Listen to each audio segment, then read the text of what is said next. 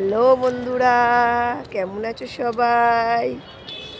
দেখো, আমরা 58 গেটে হরিণ প্রকল্পে এসেছি একটু ঘুরু ঘুরু করতে। কত সুন্দর চারিদিকটা দেখো, সামনেই গঙ্গা দেখো, দূরেতে দেখা যাচ্ছে। আমরা যেখানেই যাব সেখানেই ভিডিও করব, তোমাদেরকে দেখাবো সুন্দর সুন্দর জায়গা। এই যে আমার বড় বাবু আদিত্য আর ছোট বাবু অনির্বাণ।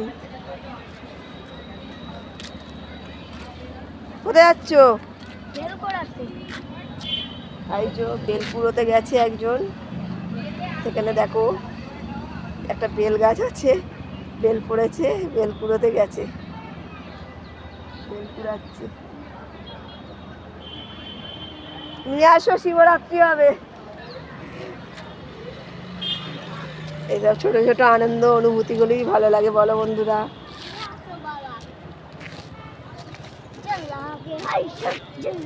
আরো দেখাবো তোমাদের ভিতরে গিয়ে, কত সুন্দর জায়গা।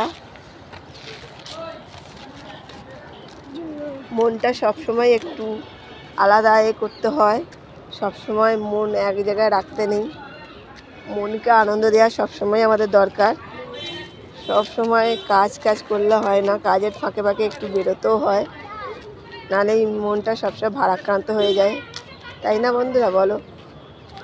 একটু আনন্দ ফুর্তি একটু করতে হয়, মজা করতে হয়, আবার কাজেও থাকতে হয়। কাজ তো চলতেই থাকবে, কাজ ছাড়া আমাদের জীবনে আর কি আছে বলো? সবসময় তো কাজ করতেই হবে, তবুও আমাদেরকে একটু বাইরে বেরোতে হবে। দেখো এই যে বেল পুড়াচ্ছে আমার এই যে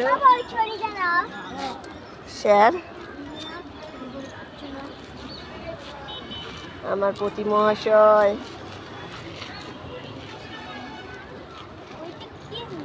পাকা পাকা আঠা বেল কুড়াচ্ছে। দেখি ছোট বাবু অনির্বাণ, একটু কিছু বলে দাও বন্ধুদের।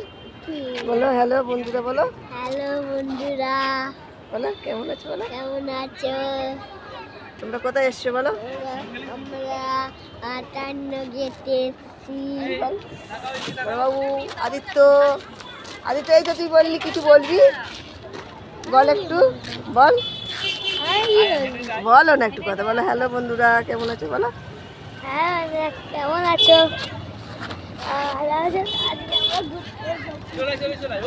ওর লজ্জা, লজ্জা এখনো কাটে না।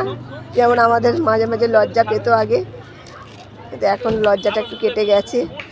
ক্যামেরার সামনে আসতে একটু লজ্জাই পেত, এখন ওর সেই লজ্জাটা ভাঙছে না, একদিন ভেঙে যাবে।